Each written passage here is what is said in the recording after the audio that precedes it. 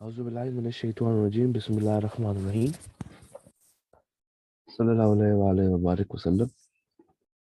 अस्सलाम वालेकुम। मुझे फीडबैक दीजिएगा रिगार्डिंग वॉइस एंड स्क्रीन। आवाज़ और स्क्रीन क्लियर है तो हम एजेंडा स्टार्ट करें।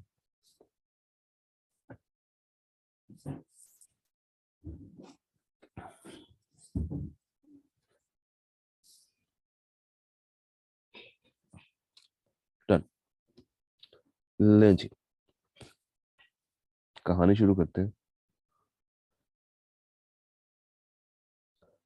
मगर उससे पहले मुझे आप बताइए कल के लेक्चर से कोई सवाल?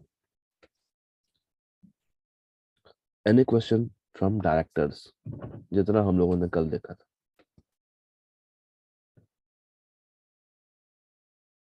आई होप कि आपने इसको स्टडी किया होगा, पढ़ा होगा, समझा होगा, अंडरस्टैंड किया होगा, तो कोई ना कोई सवाल भी होगा, तो प्लीज पूछें।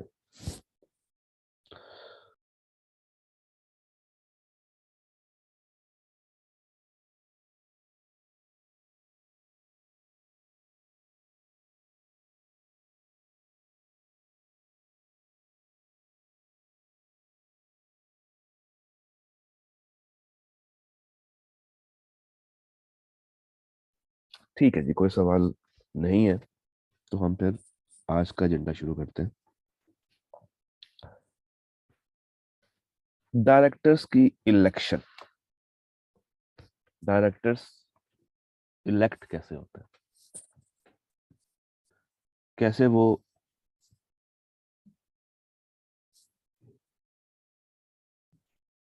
मीटिंग के अंदर इलेक्ट होते हैं और क्या प्रोसेस है, आइए देखते हैं। हमने कल एक चीज पढ़ी थी कि कंपनी का जो पहला पहला डायरेक्टर है वो कंपनी की पहली पहली एजीएम पे रिटायर हो जाएगा। तो कंपनी की पहली पहली एजीएम होगी, इन the very first AGM the first directors will retire, और फिर वहां से शुरू होगी इलेक्शन ऑफ डायरेक्टर्स की सीरीज। पहली एजीएम के बाद हर 3 साल के बाद डायरेक्टर्स अपॉइंट होते हैं एजीएम पे। यानी कि फर्स्ट डायरेक्टर्स का जो टेन्योर है दैट इज 1 ईयर, और I should say till AGM, और उसके बाद जो जो सब्सिक्वेंट डायरेक्टर्स आते हैं उनका नॉर्मल जो टेन्योर है वो 3 साल का है। यानी कि हर 3 साल के बाद जब मैं एजीएम करवाऊंगा तो मुझे डायरेक्टर्स को इलेक्ट करना है। उस टाइम पे पिछले वाले रिटायर हो जाएंगे और इलेक्शन का प्रोसेस शुरू होगा। So in the very first AGM all first directors shall stand retired and election of directors shall be held। First AGM पे डायरेक्टर्स का इलेक्शन करवाएंगे जिनकी आगे से जो मुद्दत होगी सर्व करने की that would be 3 years, 3 years, और उसके बाद ये 3 3 साल का गैप आता चला जाएगा। अब ये प्रोसेस होगा कैसे? क्या आपको 7 का टेबल आता है?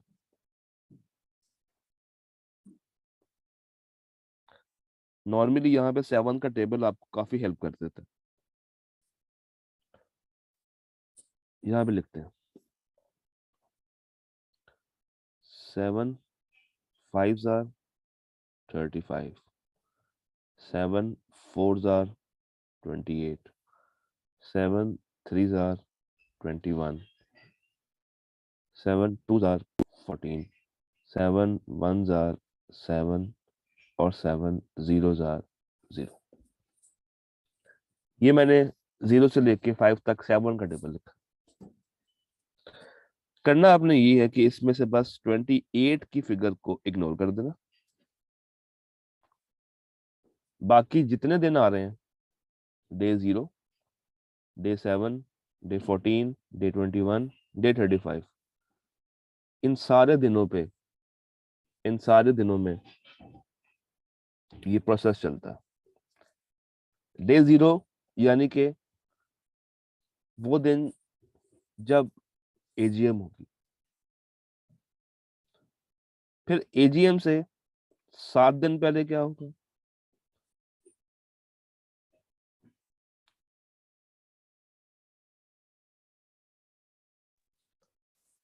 एजीएम से 14 डेज पहले क्या होगा? एजीएम से 21 दिन पहले क्या होगा? और एजीएम से 35 दिन पहले क्या होगा? हम लोगों ने वो देखना है। 35 दिन पहले क्या होगा? यानी कि प्रोसेस शुरू होगा एजीएम से 35 दिन पहले, जब एग्जिस्टिंग डायरेक्टर्स जो हैं कंपनी के, मौजूदा डायरेक्टर्स, एग्जिस्टिंग, जिन्होंने अभी रिटायर होना है, जो भी रिटायर हुए नहीं है, जिन्होंने रिटायर होना है, एग्जिस्टिंग जो डायरेक्टर्स हैं कंपनी के, वो फिक्स करेंगे नंबर ऑफ इलेक्टेड डायरेक्टर्स। यानी कि जाने वाले बता रहे होंगे कि कितने नए बंदे आपको चाहिए। अगर एग्जिस्टिंग है, फर्ज करें 18 डायरेक्टर्स, तो मीटिंग से 35 दिन पहले वो डिसाइड करेंगे कि अगली टर्म के लिए, यानी कि अगले 3 सालों के लिए कंपनी को कितने नंबर ऑफ डायरेक्टर्स चाहिए। क्या 20 चाहिए, 21 चाहिए, 22 चाहिए, 16 चाहिए, 15 चाहिए, 14 चाहिए, 10 चाहिए, कुछ भी। ये मौजूदा डायरेक्टर्स डिसाइड करेंगे मीटिंग से 35 दिन पहले, कम से कम at least 35 days before.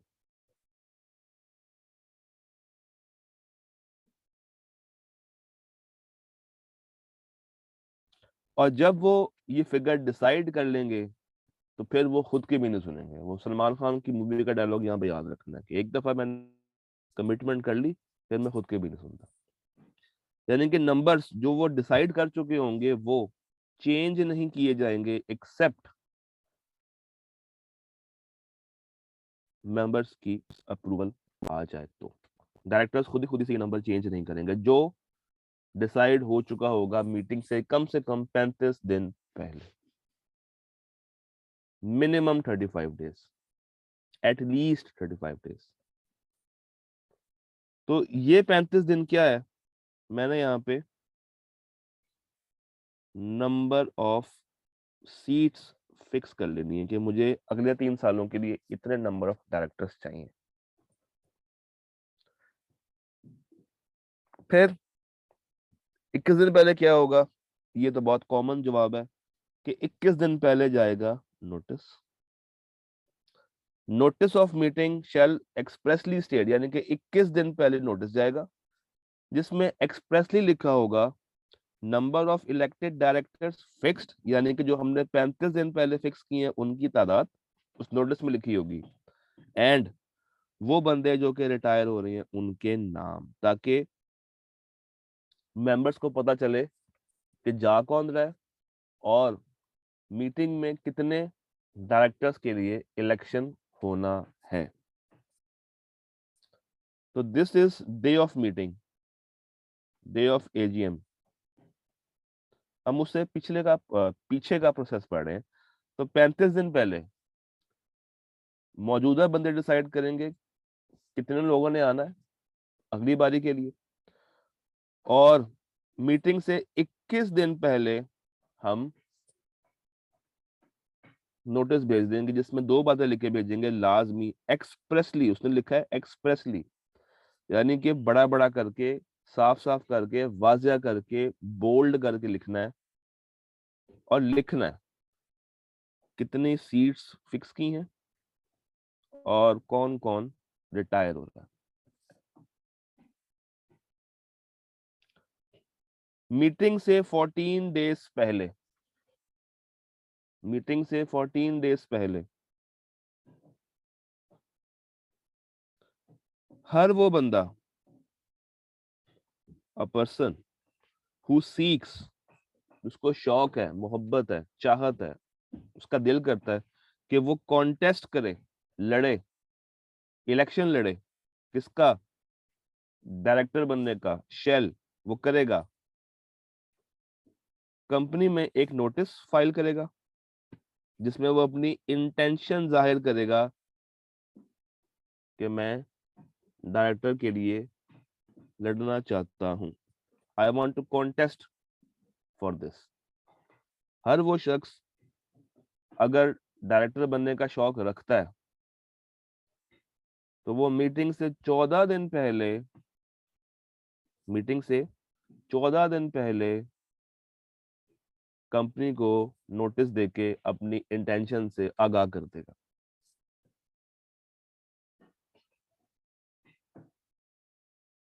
At least 14 days before. फिर एक सवाल जो कि नॉर्मली बच्चों के दिमाग में आता है कि क्या सर जो लोग रिटायर हो रहे हैं उसी एजीएम पे, क्या वो रीकॉन्टेस्ट कर सकते हैं? क्या वो ये कह सकते हैं कि जनाब हमने भी दोबारा से आना है? The answer is yes. एक रिटायरिंग डायरेक्टर भी वापस कॉन्टेस्ट कर सकता है, दोबारा से अपनी कुर्सी के लिए लड़ सकता है। ये नोटिस जो आप कंपनी को भेज रहे हैं, आप उसको विड्रॉ कर सकते हैं, यानी कि बाज आ सकते हैं। अगर आप मान जाएं कि यार मैंने इलेक्शन नहीं लड़ना, तो इलेक्शन के टाइम से पहले पहले आप विड्रॉ कर सकते हैं।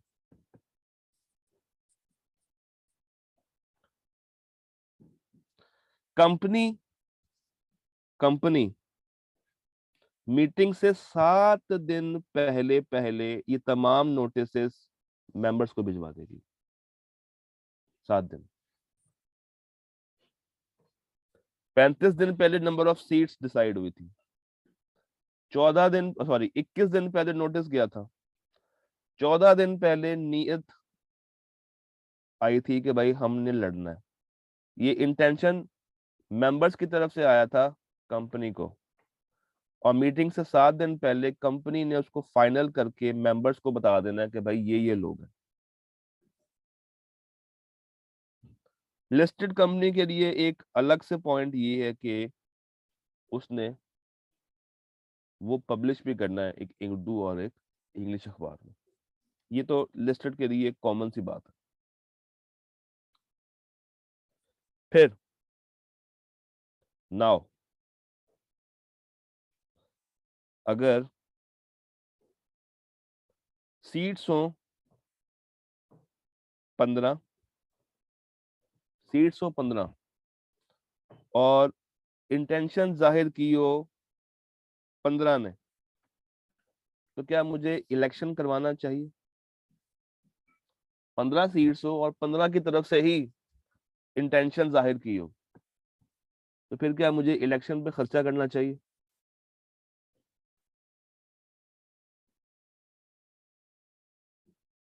मुझे कोई खर्चा नहीं करना चाहिए, मुझे टाइम सेव करना चाहिए। भाई 15 सीट्स हैं, 15 ही लोग हैं, बिठा दे। अच्छा, अगर 15 सीट्स हो और 13 लोग अप्लाई कर रहे हो, तो ये 13 के 13 तो सीट पे बैठ जाएंगे, पीछे रह गए 2। हम पूछ लेंगे भाई कौन इंटरेस्टेड है, ये 13 फिर अनअपोज्ड चले जाएंगे। तो इसका मतलब है कि मुझे इलेक्शन करवाना कब है? मुझे इलेक्शन तब करवाना है जब सीट्स कम हो, कॉन्टेस्ट करने वाले ज्यादा हो। इसका मतलब है कि ये इलेक्शन कब होगा? जब सीट्स कम है एंड कॉन्टेस्टेंट्स ज्यादा है। सीट्स कम, कॉन्टेस्टेंट ज्यादा। अदरवाइज विदाउट इलेक्शन वो सिलेक्ट हो जाएगा अनअपोज्ड। Am I clear? ये प्रोसेस समझ आ रहा है? मीटिंग से 7 दिन पहले क्या होगा, 14 डेज पहले क्या होगा, 21 डेज पहले क्या होगा, फिर 35 दिन पहले क्या होगा। ये टाइमलाइन, ये आई के आपका बड़ा पसंदीदा सवाल है। प्रोसेस बड़ा शौक से पूछता है ये प्रोसेस। कंपनी लॉ आपको पता है ये क्रैमिंग बेस्ड सब्जेक्ट है, और विदाउट क्रैमिंग ये पास नहीं होता unfortunately. So you have to be very vigilant in this. आपको अच्छे से क्रैम करना आना चाहिए। इस स्लाइड को जी सिनेरियोस भी आते हैं, रट्टा भी आता है। सिनेरियोस के लिए जो इंपॉर्टेंट चैप्टर्स है ना, उसमें से डायरेक्टर्स है, मीटिंग्स है, आपका शेयर कैपिटल है, आपका वाइंडिंग अप कुछ हद तक हो सकता है अगर वो बनाना चाहे, अदरवाइज वहां से भी रट्टा पूछेगा। उसके अलावा आप कह सकते हैं कि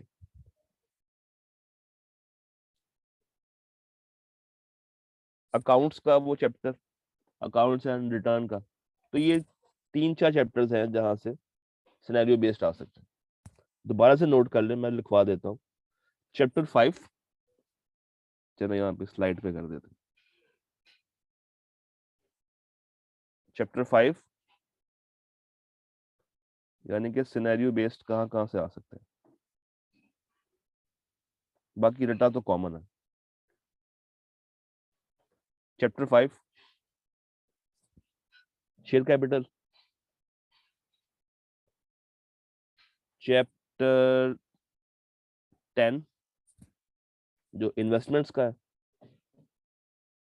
3 और 8, 3 और 8 ये शेयर कैपिटल है, ये आपका है इन्वेस्टमेंट का,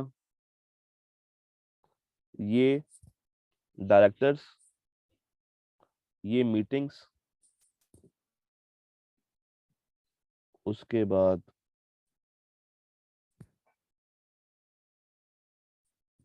9 और 11 दोनों तैयार कर लीजिएगा, क्योंकि 9 में भी कुछ चीजें हैं, डिविडेंड्स वाली बातें याद है, वो 5 to 5 और इस तरह की चीज। और फिर 11, ओए ओए शिट वो गायब हो गया। तो 5,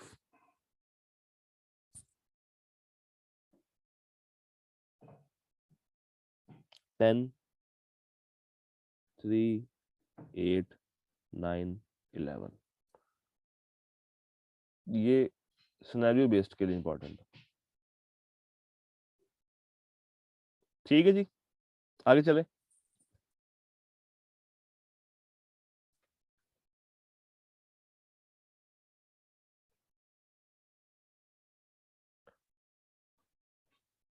हमें पूरा प्रोसेस समझ आया,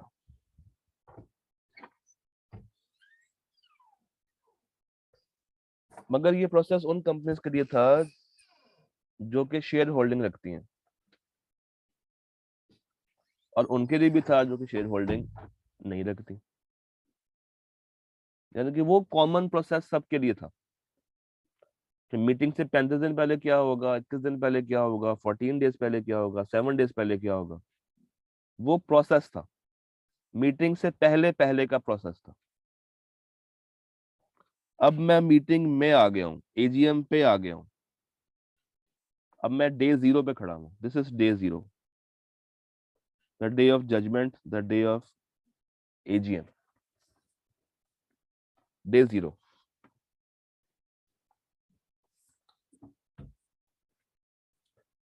35 दिन पहले की कहानी, 21 दिन पहले की कहानी, 14 डेज पहले की कहानी, 7 दिन पहले की कहानी तक आप पीछे देख के आए हैं। अब मैं उस मीटिंग में आ चुका हूं जिस मीटिंग में डायरेक्टर्स ने इलेक्ट होना है। तो जब मैं मीटिंग में आ रहा हूँगा तो मैं मीटिंग से पहले कंपनी के गेट पे खड़ा होके एक सवाल पूछूंगा या बोर्ड पे देखूंगा, क्या ये कंपनी शेयर कैपिटल रखती है या नहीं रखती। ये मेरा सवाल होगा। ये मुझे पता होना चाहिए कि ये कंपनी शेयर कैपिटल वाली है या नहीं। अगर इस कंपनी का शेयर कैपिटल नहीं है तो फिर मीटिंग उस तरीके से होगी, उस मेथड से होगी जो कि आप उस कंपनी के आर्टिकल्स में बता देंगे, और वो कुछ भी हो सकता है। दिस कैन बी इधर पिक एंड चूज, कुछ भी, मतलब जो मिलके फैसला कर लेंगे उस तरीके से डायरेक्टर्स को चूज कर लेंगे। दैट कैन बी ऑन कि जिसकी ज्यादा अच्छी क्वालिफिकेशन है हम उसको बनाएंगे, जिसकी ज्यादा सर्विस टर्म है हम उसको बताएंगे। चलो एक काम करते हैं, पोगन पुगारे खेलते हैं, जिसका नाम आ गया वो आज से हमारा डायरेक्टर, कुछ भी जो आप आर्टिकल्स में बता देंगे, company not having share capital में डायरेक्टर्स उस तरीके से सेलेक्ट होंगे। तो यहाँ पे तो खुली छुट्टी, खुली आजादी दे दी कि कोई परेशानी वाली बात नहीं है, जिस तरह कहोगे कर लेंगे, जो लिखा होगा उसी को माना जाएगा। असल जो गेम है वो है नीचे, companies having share capital, companies having share capital, क्योंकि असल प्रोसेस तो यहाँ पे छुपा हुआ है। ले जी, आप मीटिंग में चले गए, आप कंपनी के मेंबर हैं और आप मीटिंग अटेंड कर रहे हैं, कंपनी हैविंग शेयर कैपिटल, आप बड़े शौक से पहुंचे कि जनाब जाके जरा डायरेक्टर्स को आज इलेक्ट करेंगे। तो प्रोसेस देखते हैं।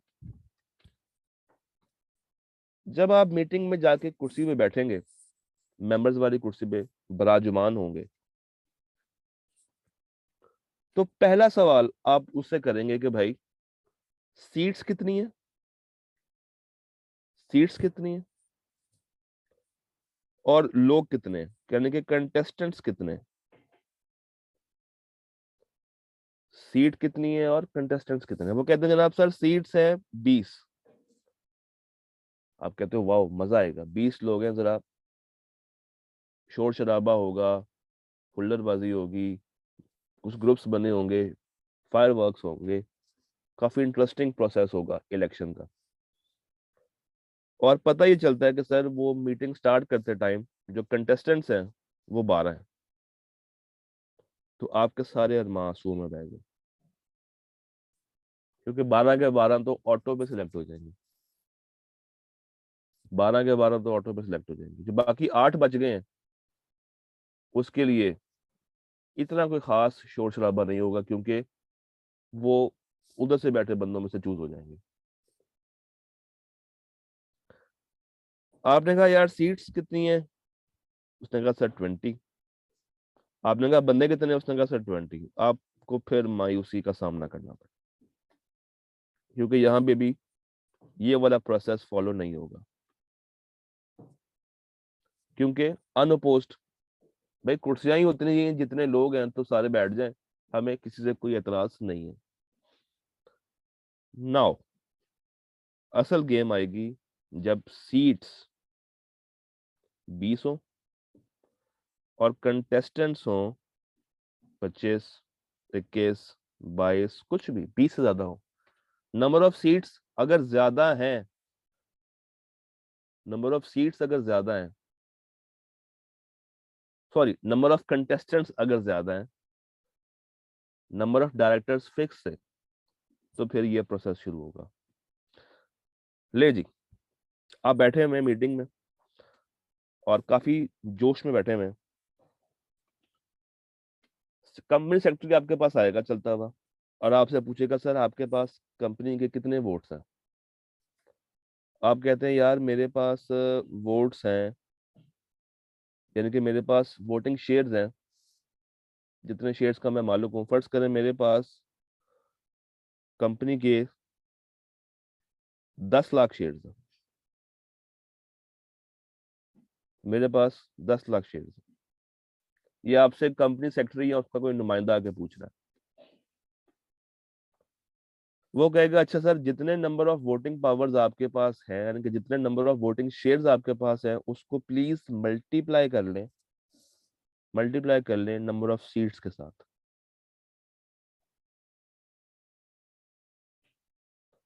यानी कि इस 10 लाख शेयर्स को, या इस 10 लाख वोटिंग पावर रखने वाले शेयर्स को मैं मल्टीप्लाई कर लूंगा 20 के साथ, जो कि क्या थी, नंबर ऑफ सीट्स। तो आंसर क्या आएगा, इसका आंसर बताइएगा।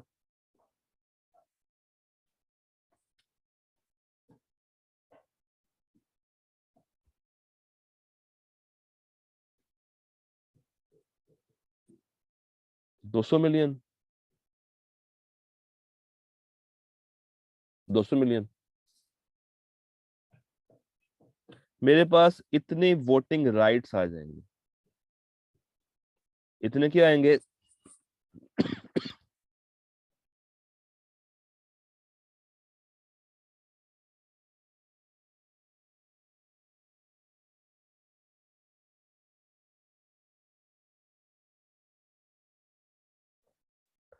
इतने क्या आएंगे?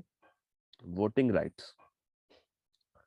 जब मैं अपने वोट्स को मल्टीप्लाई कर दूंगा नंबर ऑफ सीट्स के साथ, और वोट से मुराद वोटिंग पावर, जब मैं अपनी वोटिंग पावर रखने वाले शेयर्स को, नंबर ऑफ शेयर्स को मल्टीप्लाई कर दूंगा नंबर ऑफ सीट्स के साथ, तो मेरे पास आ जाएगा वोटिंग राइट। ये मेरा वोटिंग राइट है।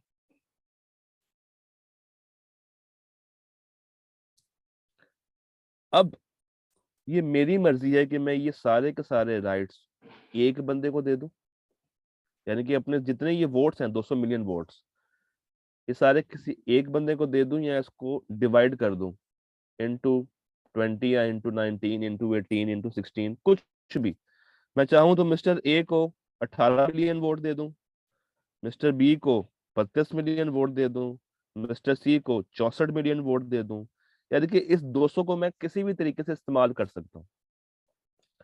और ये भी पॉसिबल है कि मैं सिर्फ किसी एक बंदे को उठा के पूरा 200 200 उसी को दे दूं। मेंबर्स में give all votes to one candidate और में डिवाइड। और डिवाइड इक्वल करना जरूरी नहीं है, आप किसी भी रेशियो में डिवाइड कर सकते हैं, किसी को कम किसी को ज्यादा, और किसी को सेम भी दे सकते हैं।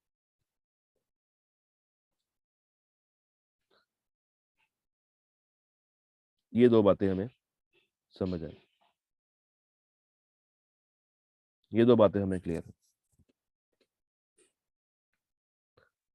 फिर होता क्या है, प्रोसेस को मजीद एक्सप्लेन करते हैं। ये चीजें अगर यहां से मैं मिटा लूं,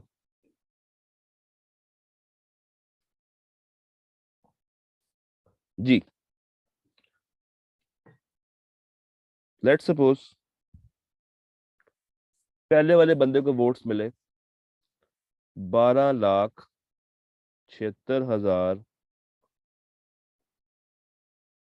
12,76,000,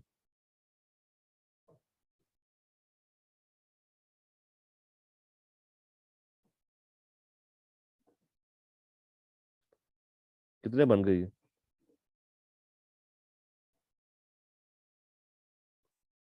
ये पहले बंदे को वोट मिले।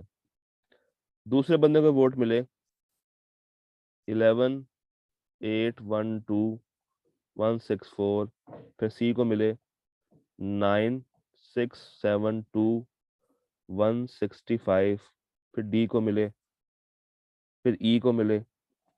करते करते आखिरी वोट, यानी कि आखिरी नंबर ऑफ वोट्स जो पड़े, वो था मेंबर आपका, फर्ज करें जे, और उसको मिले 60,000 वोट्स। उसको मिले 60,000 वोट्स। और फिर एक के है जिसको मिले थे 59,000 वोट्स।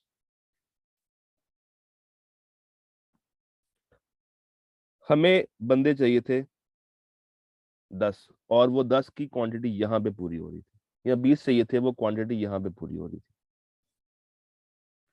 यानी कि सबसे पहला वो जिसके सबसे ज्यादा है, फिर उससे कम, फिर उससे कम, फिर उससे कम, उससे कम, उससे कम, उससे कम, उससे कम कम, आते आते सबसे कम जो एलिजिबल था वो 60,000 तक का था। तो candidates getting the highest votes shall be elected, and then उसके बाद नीचे सो ऑन।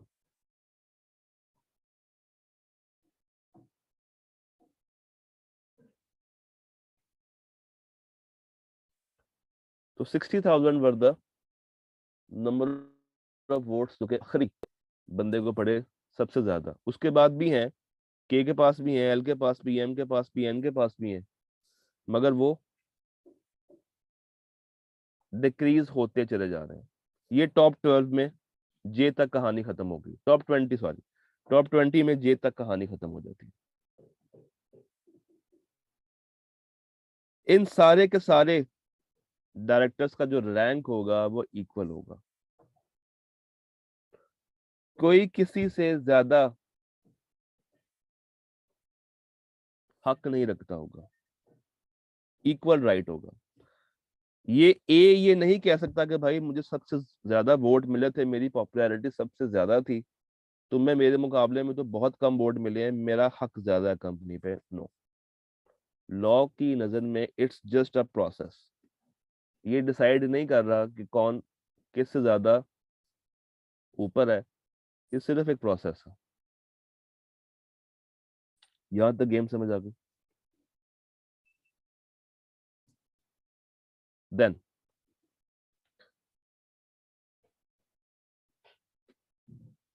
आप इस मीटिंग में होने वाले तमाम प्रोसेस को, तमाम प्रोसीजर को नल एंड वॉइड भी डिक्लेयर कर सकते हैं।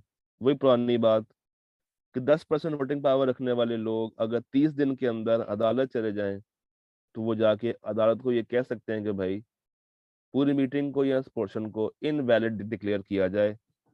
बट इनवैलिड करते टाइम अदालत पूछेगी रीजन और कंपनी को भी बुलाएगी। तो ये बात आपने इससे पहले 2-3 जगहों पे और पढ़ रखी है, ये सेम बात है कि अगर मेंबर्स को लगता है कि जो डायरेक्टर्स की इलेक्शन है वो सही प्रोसेस से नहीं हुई, तो 10% कम से कम वोटिंग पावर रखने वाले लोग उस मीटिंग से 30 दिन पहले अदालत जा सकते हैं और जाके कंप्लेन दायर कर सकते हैं। ये बात आसान है। फिर कल नॉमिनी हम लोगों ने देख लिया था। यहां तक मुझे बताइए कोई सवाल? अभी तक पूरे प्रोसेस में कोई सवाल अगर आपका है तो जरूर पूछिए।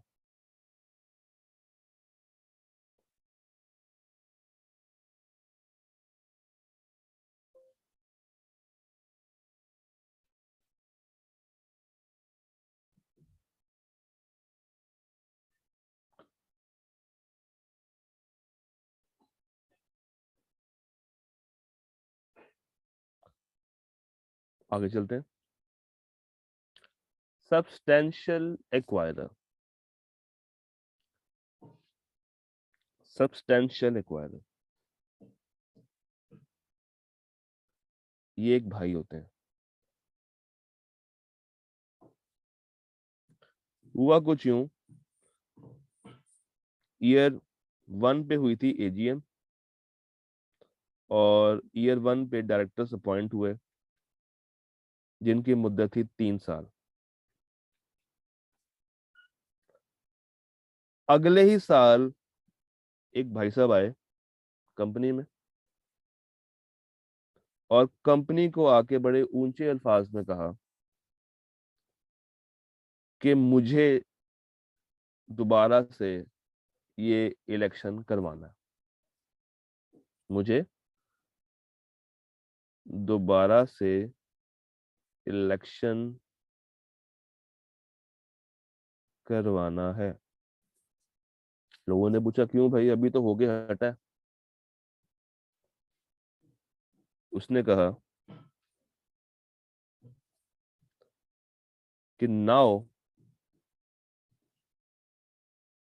नाउ मैं इस कंपनी के सबसे ज्यादा शेयर्स रखता हूं। उस टाइम पे जब तुमने इलेक्शन करवाया था मेरे पास शेयर्स बहुत कम थे, मैं बहुत गरीब था। मगर फिर मैंने परिजार ड्रामा देखा और उसके साल के अंदर अंदर मैं इतना अमीर हो गया कि मैंने इसी कंपनी के सब्सटेंशियल शेयर्स परचेज कर लिए।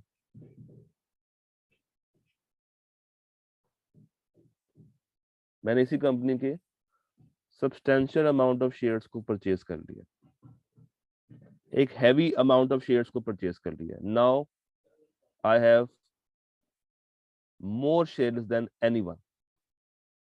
और अगर मेरे पास सबसे ज्यादा शेयर्स हैं तो इसका मतलब है कि मेरे पास सबसे हैवी वोटिंग राइट है। लॉ ने क्या कहा? लॉ ने कहा if a person acquires requisite share holding, कितनी शेयर होल्डिंग है अब नहीं बताया, उन्होंने कहा requisite, जितनी मैक्सिमम चाहिए होगी उस टाइम पे, अमाउंट कोई फिगर नहीं है यहाँ पे। To get him elected as a director, he may require the company to hold fresh elections. तो वो कंपनी को कह सकता है कि भाई फ्रेश इलेक्शंस करवाए, तो कंपनी को इसकी बात माननी पड़ेगी, उस वक्त मौजूदा डायरेक्टर्स को इसकी बात माननी पड़ेगी, कोई इसके खिलाफ नहीं जा सकता।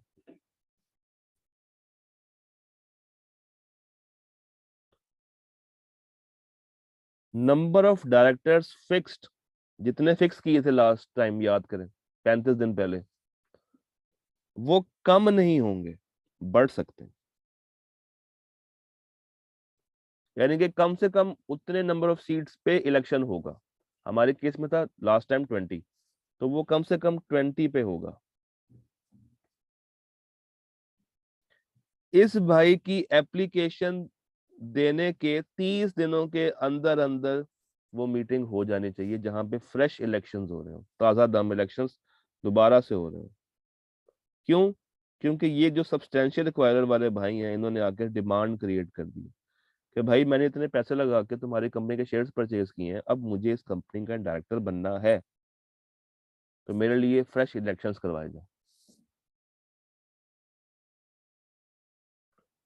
इस सब्सटेंशियल एक्वायरर के लिए कुछ रेगुलेशंस हैं जो कि आपके सिलेबस में कैफ लेवल पे नहीं है, सीफेप लेवल पे है। सब्सटेंशियल एक्विजिशन की रेगुलेशंस है, वो जब आप लोग बड़े होकर आएंगे तो आप लोग देखेंगे कि ये शेयर्स परचेज कैसे करेगा मार्केट से, प्रोसेस क्या होगा, रिक्विजिट शेयर होल्डिंग कितनी होनी चाहिए, बहुत सारी डिटेल है। बट ये पैरा कंपनीज एक्ट का है और वो डिटेल सीफेप लेवल पे है।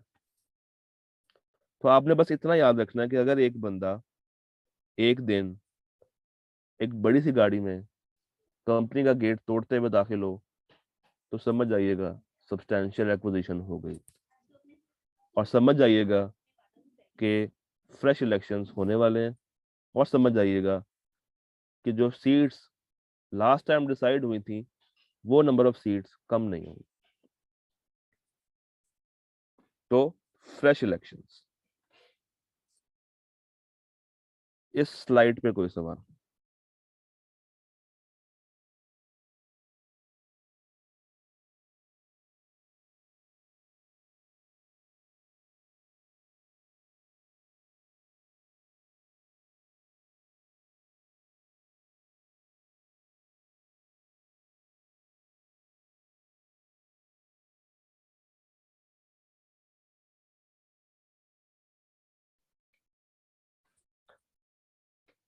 कैजुअल वैकेंसी याद है, हमने इससे पहले भी पढ़ा है इसे।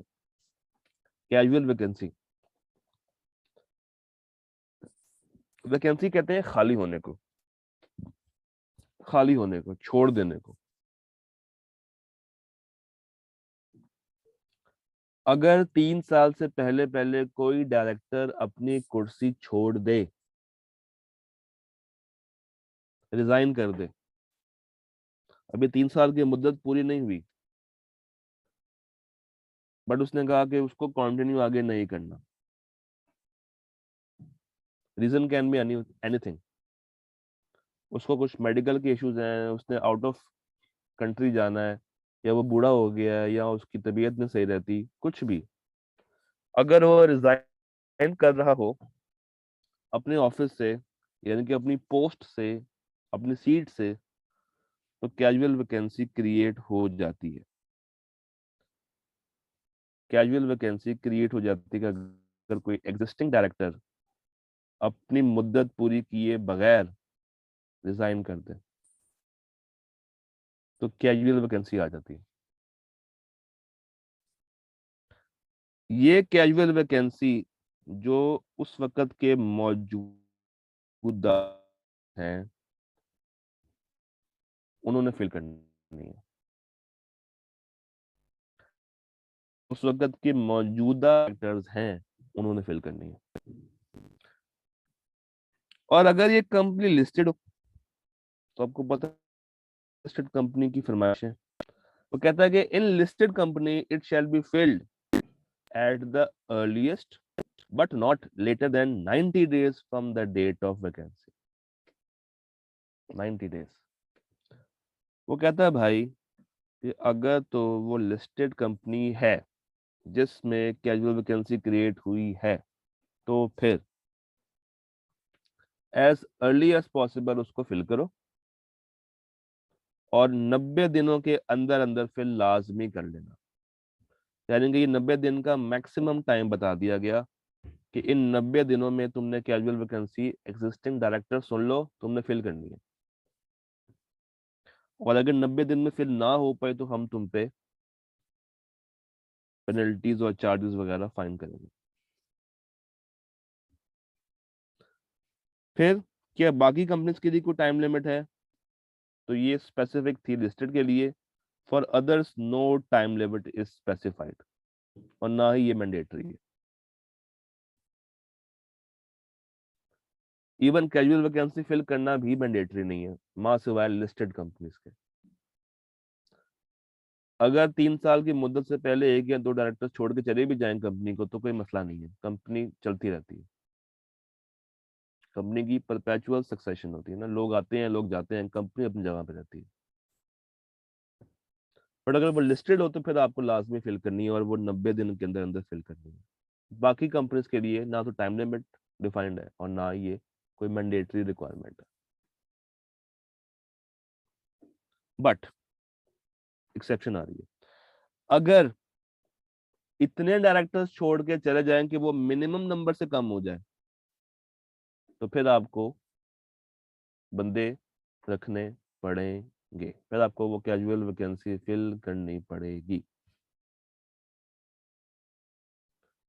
कल हम लोगों ने कुछ लिमिट्स देखी थी। एसएमसी में एक था, प्राइवेट में दो, पब्लिक और पब्लिक एक थी, अनलिस्टेड एक थी लिस्टेड। अनलिस्टेड में कितने थे और लिस्टेड में कितने थे? लिस्टेड में 7 थे, अनलिस्टेड में कितने थे जनाब? अनलिस्टेड में कितने थे? मिनिमम नंबर ऑफ डायरेक्टर्स कल देखा था पहली स्लाइड पे। हमने कहा था एसएमसी के लिए कम से कम एक बंदा होना चाहिए, प्राइवेट के लिए कम से कम दो, पब्लिक लिस्टेड के लिए कम से कम 7, तो अनलिस्टेड के लिए कितनी तादाद थी मिनिमम नंबर्स की?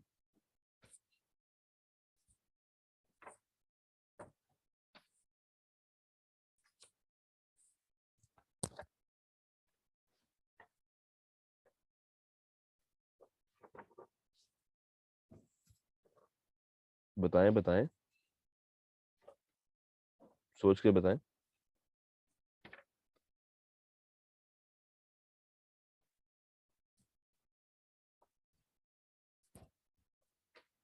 आसान था यार, 3 है।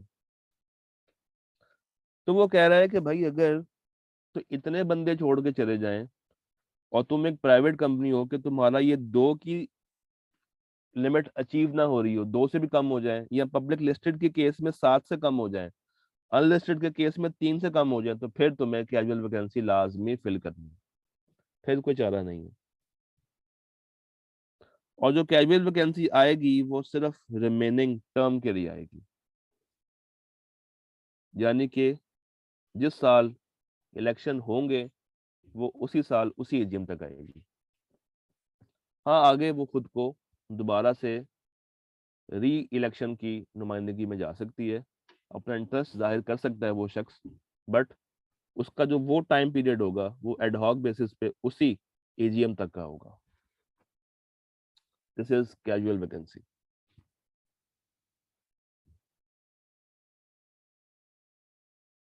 This is casual vacancy. ले जी, यहां तक हम लोगों ने बहुत सारी बातें देखी, कुछ कल देखी थी कुछ आज देखी। अब मैं यहाँ पे एक छोटी सी अनाउंसमेंट कर दूं।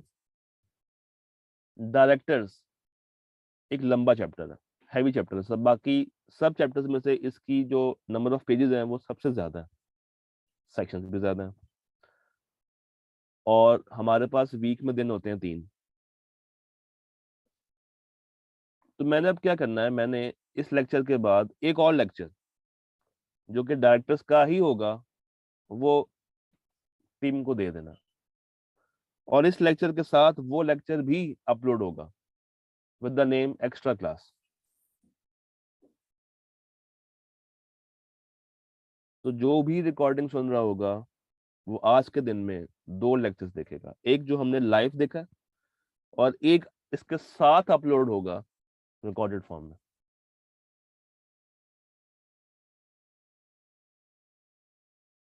और यही सिनेरियो कल भी कंटिन्यू करेगा। तो कल हम एक लेक्चर लाइव कर रहे होंगे और एक आपको प्रोवाइड किया जा रहा होगा। डन, डन हो गया। संडे को टेस्ट भी है इस चैप्टर का, साथ साथ तैयार करते रहे वरना परेशान होंगे।